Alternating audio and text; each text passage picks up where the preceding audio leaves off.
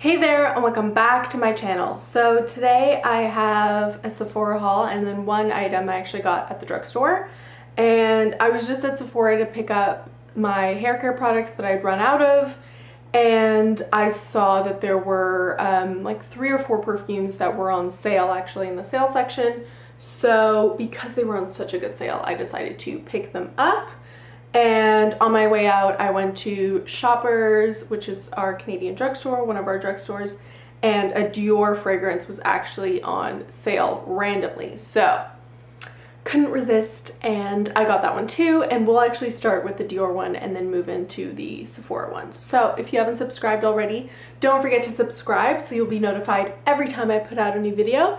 And let's get into it. So this is actually an interesting haul because there's one that I know the smell because I have a hair care product that smells like that. But in general, I don't really remember having smelled any of them, and yet I feel like I must have along the way at some point. So I don't think it's like a full blind buy first impressions, but I don't remember what they smelled like. So just, you know, being completely open and transparent, I must have along the way smelled them. I just don't remember what they smell like anymore, and I've definitely never owned them. But there's one that I have the hair care product of, so I'll compare to that and I'll tell you when we get to that. We'll start with Poison Girl. And Poison Girl, it's the Eau de Toilette, and this is in the 50 ml, and it was down I think to like $59.99, and it was really random. Like I don't know why this particular fragrance was down. Even online it's more expensive than that, and for that price I felt like I needed to get it. What's weird is I keep getting other fragrances in this Poison line. Like I have regular Poison and now Poison Girl, but I don't have my favorite, which is Hypnotic Poison. So I don't know what is going on, but such is life. And here is what it looks like. Poison Girl Eau de Toilette by Dior. It's beautiful, very, very nice. And the notes on this are bitter orange, 2 different types of roses, tonka bean, sandalwood, tofu blossom, almond, and vanilla. So again, I don't remember having, I don't remember the smell of it, but I must have smelled it along the way at some point. I also really love Pure Poison. I haven't smelled that in a while, but it's, from what I remember, kind of white, clean and like white floral. But yeah, I don't own that or Hypnotic Poison, which are my favorite, but I own the other 2. So hopefully I like this better than I like regular Poison, because that one's a bit harder to wear. Okay, there's definitely like a touch of immediately bitter citrus. What is it? Bitter orange? Wow, that's perfect. It's completely that like bitter but citrusy opening. I get a touch of like orange blossom too, which isn't in any of the notes. But maybe it's that bitter, like the bitter orange kind of is orange blossomy. It's slightly getting more floral now.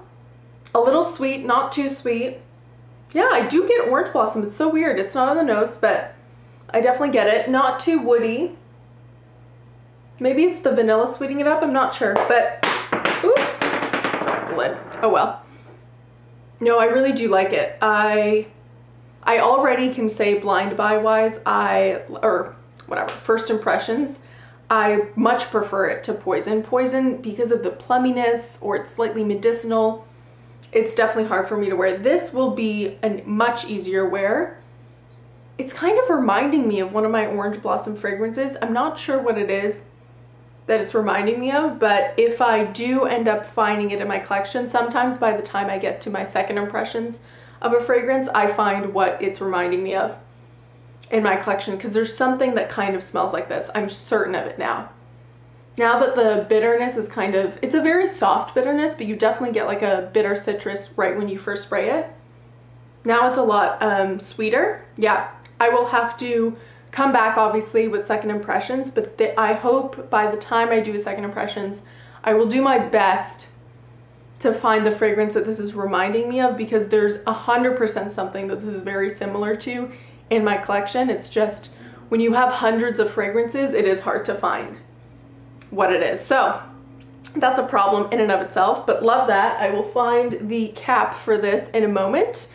And yeah, I'm really happy with that. I mean, I think it was like somewhat of a safe buy. I think all of them are somewhat safe, but this is the one I was suspecting that I would love the most, and I'm really happy that it ended up being true.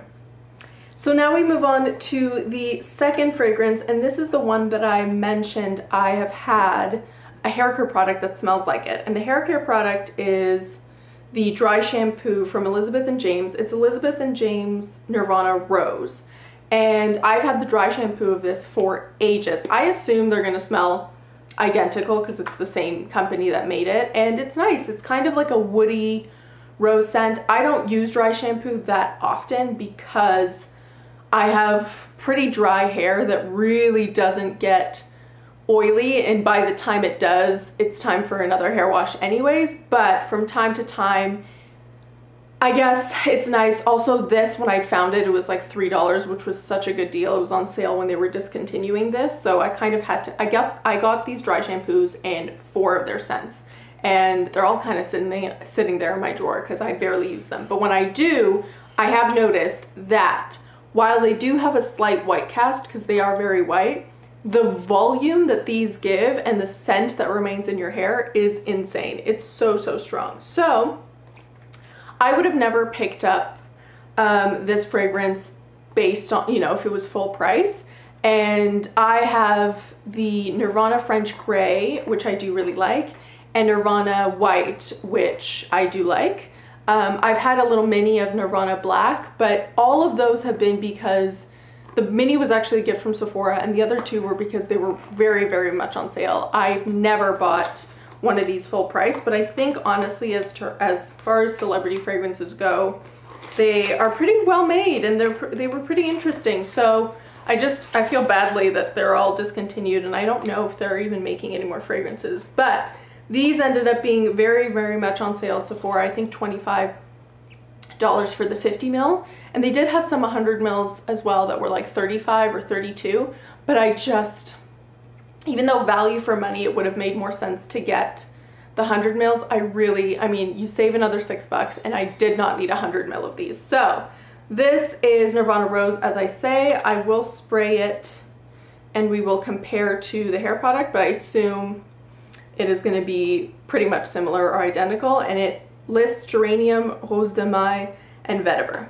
So yes, very interesting. It's actually a little bit more, it's stronger on the vetiver and woodiness than the dry shampoo. I honestly prefer the smell. I just sprayed it in the cap here. It's a lot sweeter, the dry shampoo. This is, it's interesting. I thought they would be a lot more similar, and they're really not. The dry shampoo is a lot softer and sweeter and much more rose de maille, rose heavy, whereas this, I feel like I get a lot more of like geranium, woodiness, vetiver, bitter woods as well.